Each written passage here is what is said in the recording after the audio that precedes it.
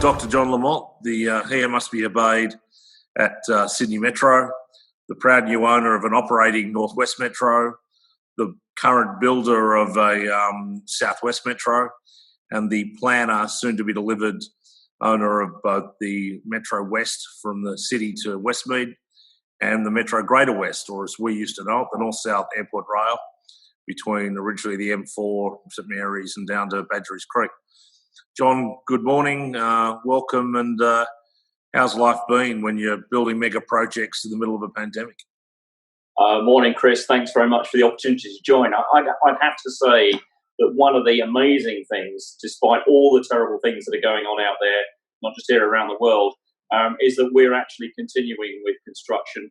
We're going gangbusters to get this done.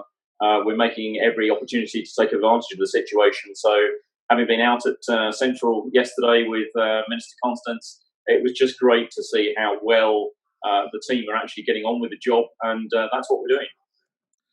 In a way, you're the modern Bradfield. In the time of depression, we're facing iconic project like the steel spine of Sydney. There's north, south, east, west access of rail. Not only has hopefully the economic stimulus that will come with it, immediate and long term, but I think also a community confidence piece to know that out of this there will be great reform. Have you learned anything through this process? Is there any immediate changes to the general planning of Metro that comes as a result of having survived or during coronavirus? Well, I think for everybody it's been an experience that no one's had anything like this before. So we are learning as we go. I think there's a few things really. I mean, first of all, just keeping that Northwest Rail line open, it's a lifeline to the people of Northwest Sydney. And keeping it going at the same rate has been really important to us. Yes, of course, you have to make modifications for social distancing. You have to look after your staff, and we've done that too. But keeping that going, and it's performed extremely well, has been really important. And I think the other things that we've noted are, as Transport for New South Wales, we switched over about a week or so to 10,000 people or more working from home. And we've been part of that too. So as you can see, I'm working from home. But actually, we've managed to keep everything going. We've managed to keep the tenders rolling, the procurement rolling, the work on site. It's meant a lot about thinking about our construction partners, how to look after them, how to help them with things like procurement of personal protective equipment, that kind of thing. But also for our own staff, how do you work from home? How do you link everyone up? And I think we've all learned a bit about how to treat people, a little bit more kindness, a little bit more compassion. And I think we've learnt about each other from that too. Maybe before we jump into the project that all of Western Sydney's waiting for, the train, you spoke about that level of change, and this is an amazing transformative period. Whether we wanted it or not, we're all changing. How do you think you look the other side of this process as a citizen, a professional, a family man? What change do you see this will have in the long term in John Lamonte's world? So I think from my personal perspective, it's taught me a few things really.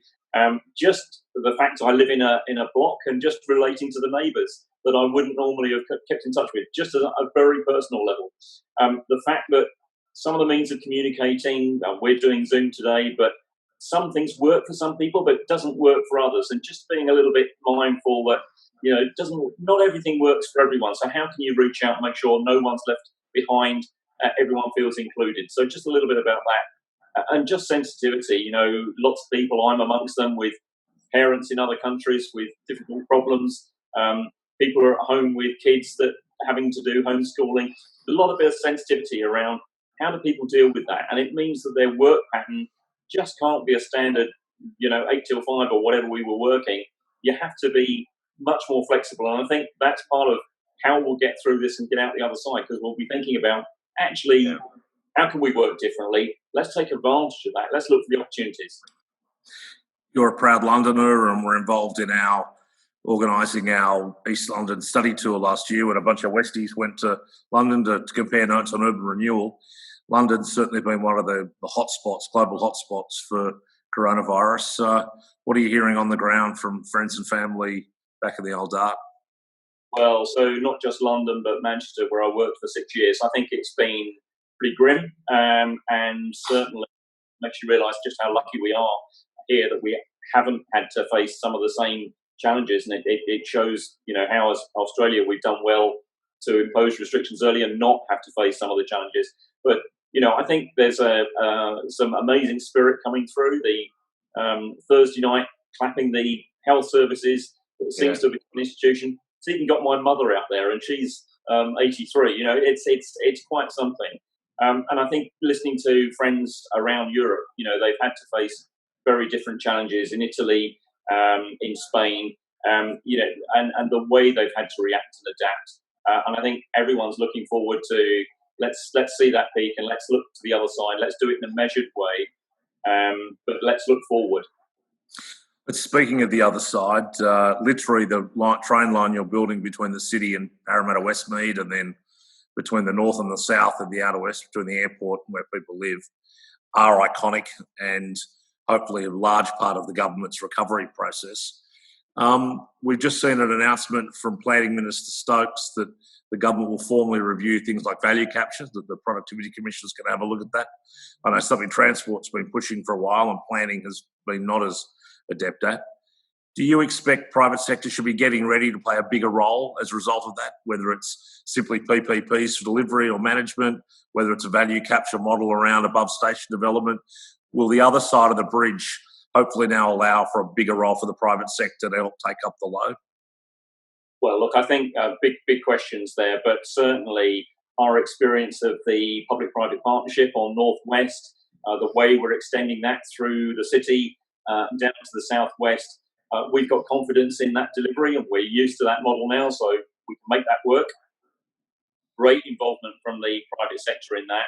You mentioned the build of Metro West, and we were really pleased to get the expressions of interest out of the door for the first bit of tunnelling through the bays out to Westmead, because that's the real next step along the way to getting making West a reality.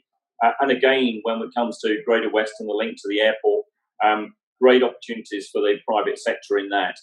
In terms of value capture, obviously that's a policy decision for government. But what I can say is that, much as we found globally, where you put a metro in, you do get an increase in jobs, not just in the building of it, obviously, and not just in the indirect jobs, but then when you actually get to run the thing, you really see employment take off. You see an increase in house prices. You see an increase in economic activity. Let's face it, that's why you put these metros in there, so that you can get that sort of increase in economic activity. It's fantastic. It revitalises areas. And, for Western Sydney, it's a real game changer. We've talked about... John, as you know, we've always said the West is prepared to pay to play. We see a role for having private capital, community support built in those projects. So I appreciate your comments around value capture, and that's for government to decide. We're certainly going to keep pushing to offer our help. And we also note the bringing forward of the tunnelling. That's fantastic.